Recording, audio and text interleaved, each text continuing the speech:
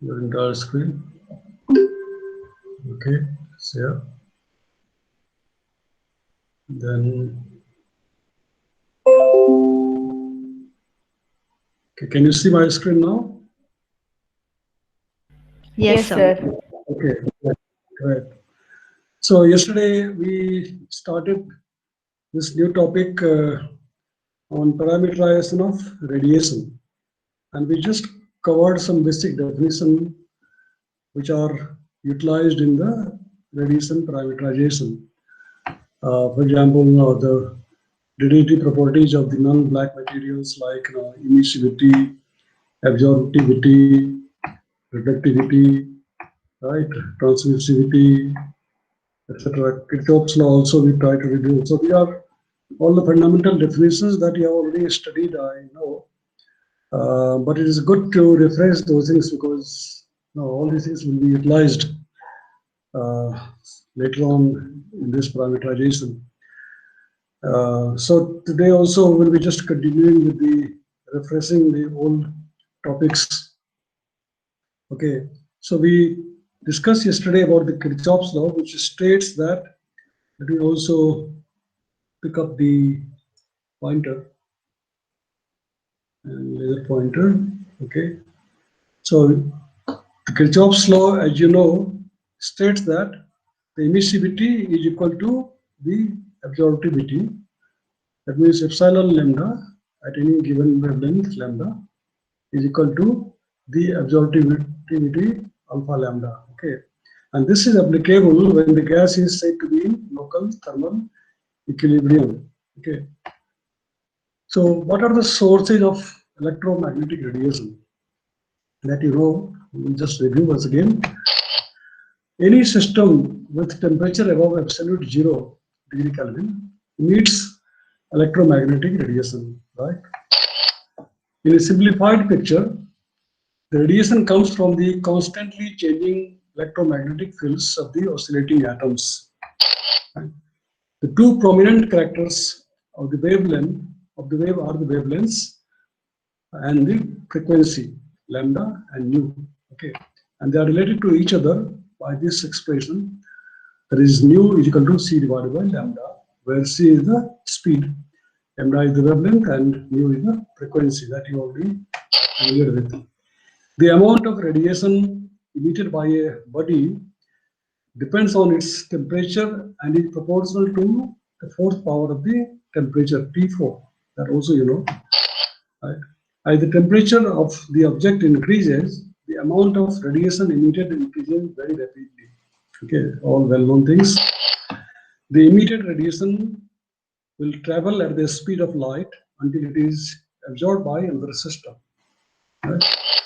The absorbing medium can be gas, liquid, or solid, which are typically present in the atmosphere in all the three states: gas, that is water vapor, liquid, uh, liquid water, and solid, ice crystals, ice particles, etc.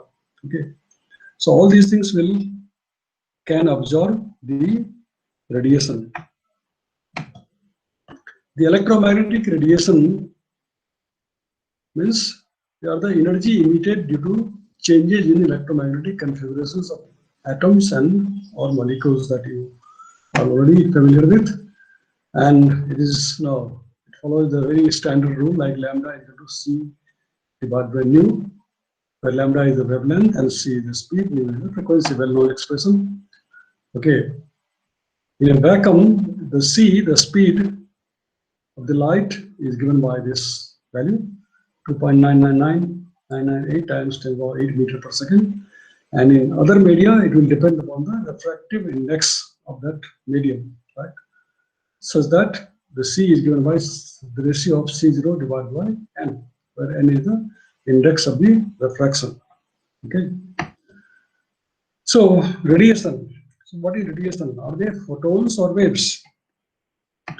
According to Max Planck, 1900, each photon has an energy of the value E is equal to h times nu. Okay, which is given by, because nu is related to this speed and the wavelength. So it can be written as hc divided by lambda, right? Where h is the Planck's constant. H is the Planck's constant given by this value, 6.625 times 10 power minus 34 joules. The shorter wavelengths have higher energy and the longer wavelengths have lower energy. So when radiation is emitted from a surface, as you know, it is not uniformly emitted in all the directions. Right? The direction of the radiation, emitted radiation, is not uniform everywhere, right? That you are already familiar with. So there are many things, like we need to know about the definitions when we are talking about the radiative transfer processes. For example, we need to know what is the definition of plane angle, what is solid angle, and these diagrams are illustrating the plane angles and the solid angles. For example, this is illustrating a plane angle. Okay, if the radiation is emitted from the source, okay, then at any point in the direction of the radiation, at a distance r, which is radius, the angle d alpha, okay, is equal to dl divided by r. The dl is the arc length. Okay, so this is the plane angle. Whereas the beam, when it is radiated from the source, then this angle is called the beam angle, right? So this is the solid angle or beam angle. So here, this is represented by d omega, the solid angle, and which is given by dan divided by r square, where an or dan is the area of this beam length, this beam, and r is the radius. Okay, so the solid angle d omega is given by the ratio of dan divided by r square. I'm just trying to refresh. I'm sure you have studied these things earlier. Similarly, when we look at the projection of dA1 on any projection area, suppose this is the area now through which the radiation is getting emitted. Okay, then the projection of that area, which is normal to the eye, or normal to the direction of the radiation, is given by dA1 cos theta, where theta is the angle. This angle is the theta. Okay, all this geometry that you have to keep in mind. So the directional nature of radiation can be illustrated by these diagrams. For example, suppose if this area is emitting the radiation in this direction, okay, at an angle theta, okay, and this d omega is the solid angle. This is the area DAN in which the emitted radiation is traveling, okay, and this phi is the azimuthal angle, okay, at any point. So in that case, as we have seen in the previous diagram, this solid angle d omega is the ratio of dan divided by r square, where r is the radius. And if we look at the spherical coordinate system, in the spherical coordinate system, the same thing can be represented or written as d omega equal to sine theta d theta d phi, where theta is this angle, okay, and phi is this azimuthal angle. So theta is the angle of the emitted radiation, and phi is the azimuth where your objective or the point is located. At the distance r from the source, which also you can say radius, r, theta, phi. So this solid angle is a function of theta and phi, sine theta, d phi. Okay. So these are the geometrical configurations that we have to keep in mind, because many things later on will be related to all these things. Now, when we are calculating the solid angle, okay, then we have to keep in mind the definition of the optical depth. For example, suppose this is the atmosphere with base from where the radiation is getting emitted, S is equal to 0. Okay, and these are the different layers, S0, S prime, S, and so on. So this portion, for example, is the optical depth. Okay, optical depth of this layer. So in the calculation of solid angle and the definition of optical depth, chi nu are important in radiative transfer theory. Okay, the outgoing long wave radiation, this one, is shown with long thick arrow. Okay, this long thick arrow is showing the outgoing long wave radiation. The point S is equal to 0 is the base of the atmosphere. Okay, so it can be, say for example, surface of the Earth from which the radiation is getting emitted after it is absorbed by the Earth's surface. So it's the base of the atmosphere, and it refers to the surface of the Earth. And S0 is the base of an interval S0 to S, from S0 to S, S0 to S. Okay. The optical thickness chi nu from S prime to S, chi nu from S prime, this is S prime, this is S. So optical thickness from this to this level of the section from S prime to S prime is also shown on this figure. Okay. Note that the temperature T0 at this point is not the same as the temperature of the ground. Okay. They may not be same, they are not the same. This implies that a temperature discontinuity can exist at the surface. Okay. The spectral intensity of the emitted radiation I lambda E. Okay. The rate at which the radiant energy is emitted at the wavelength lambda in the direction theta phi per unit solid angle about this direction and per unit wavelength interval d lambda about lambda, okay, is expressed as, or can be expressed as, I lambda e to the power lambda theta phi, which can be written as dq divided by dA1 cos theta d omega d lambda. You remember all these definitions. dA lambda, the area of this solid angle, solid surface. Okay, cos theta, theta is the angle at which the radiation is emitted. D omega is solid angle, and d lambda, the change in the wavelength. So dq divided by d lambda here, okay, is equal to dq lambda is the rate at which the radiation of the wavelength lambda leaves dA1 and passes through dAn, any surface in that direction. So when we rearrange this expression, this equation, we can write that dq lambda can be given as equal to I lambda times e to the power lambda theta phi times dA1 cos theta d omega. This is the solid angle. Then next is the emissive power. You already know that. We shall just refresh. Okay, the spectral hemispherical emissive power represented by E lambda is the rate at which radiation of wavelength lambda is emitted in all directions from a surface per unit wavelength d lambda about lambda and per unit surface area. The flux is based on actual surface area and not the projected area. The hemispherical is in all directions from the surface. So the total emissive power E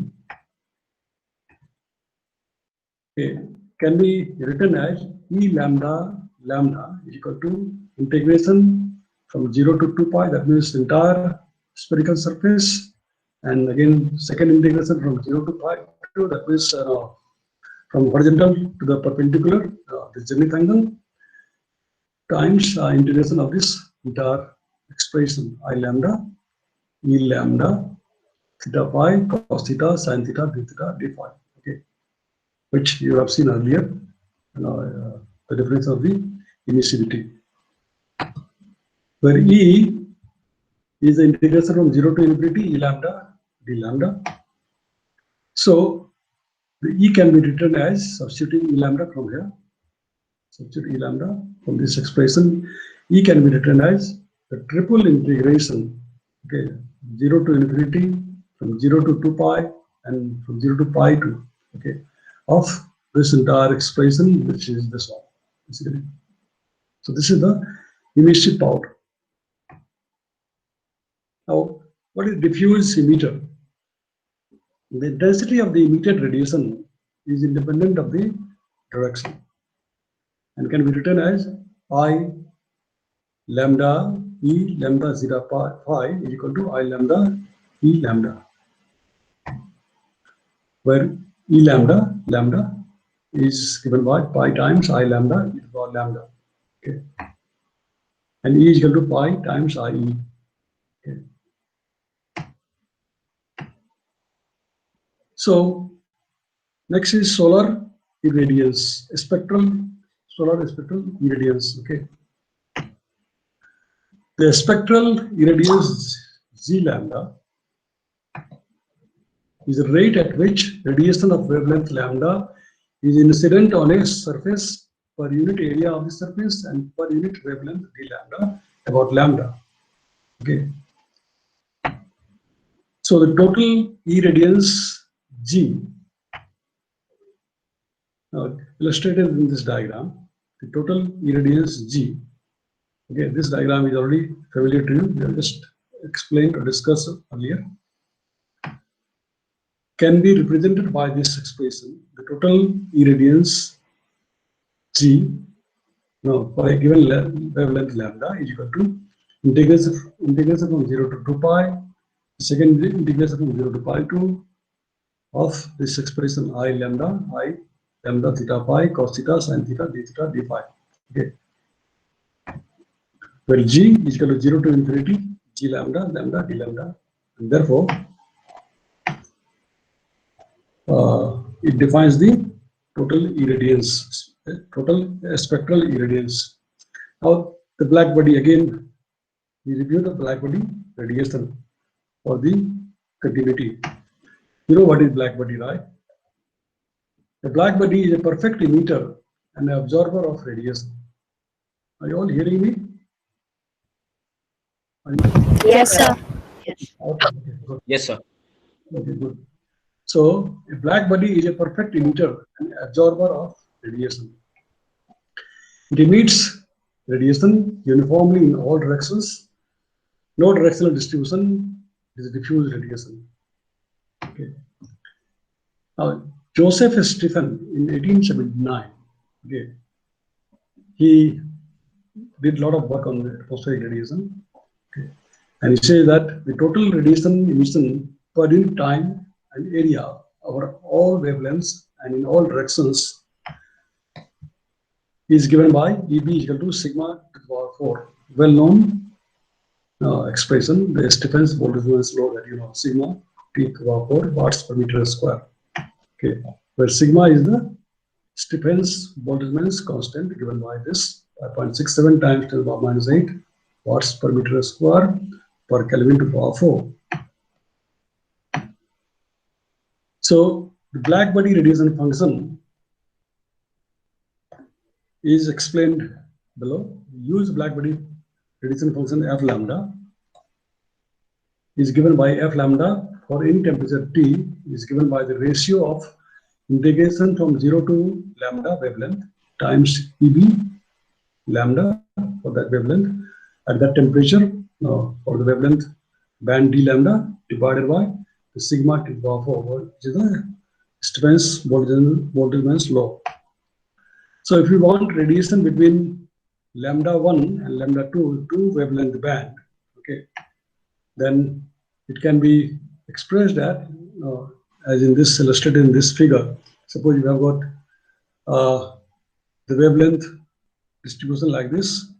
So the radiation between the wavelength band lambda 1 to lambda 2, okay, can be written as f lambda 1 lambda 2 is equal to f from 0 to lambda 2 minus f 0 to lambda 1.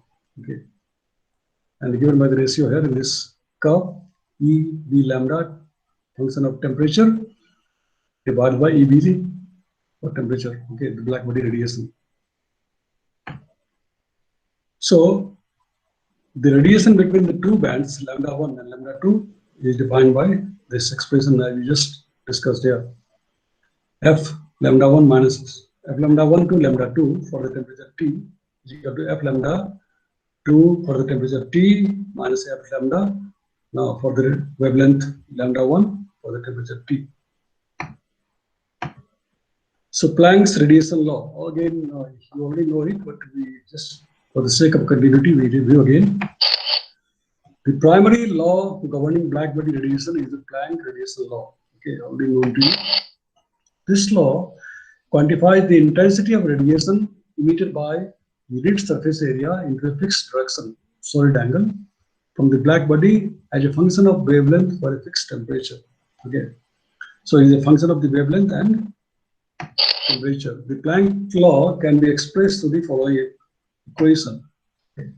Well-known expression: E function of wavelength and temperature is equal to 2hc square divided by lambda power 5 into 1 over e to the power hc divided by lambda kt minus 1. Okay. Where h is the Planck's constant given by this value 6.625 times 10 to the power minus 27 arcs second. K is the Boltzmann's constant here. It's given by this value 1.38 times to the power minus 16 arcs per Kelvin. C is the speed of the light in background. So this diagram illustrates the black body radiation. A very familiar diagram. You have seen this, I'm sure, earlier also. On the y-axis here, it represents the intensity of radiation, and on the x-axis, it represents the wavelength, okay, in angstroms. So for different temperature, 4,000 degree Kelvin, 5,000 degree Kelvin, 6,000 degree Kelvin, how the black body radiation meets or occurs, that is shown by this diagram. So as you can see from this diagram, the Planck law suggests a distribution that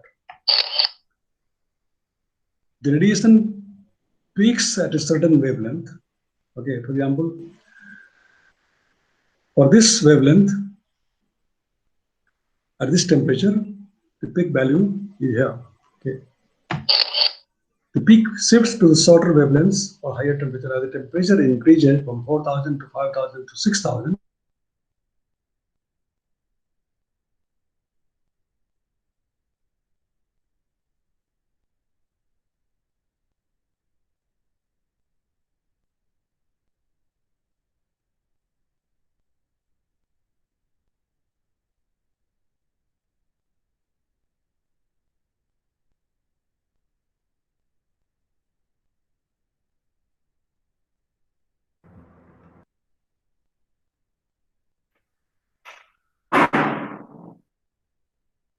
Hello, sir.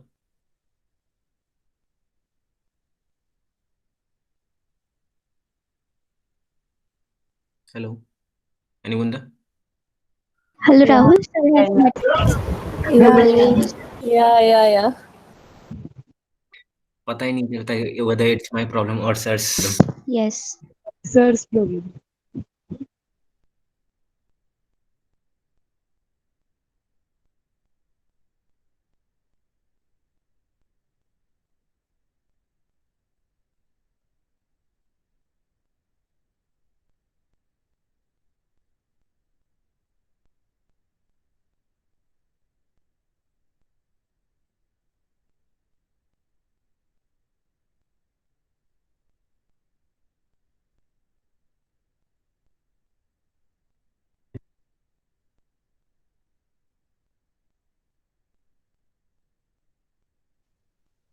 Can you hear me?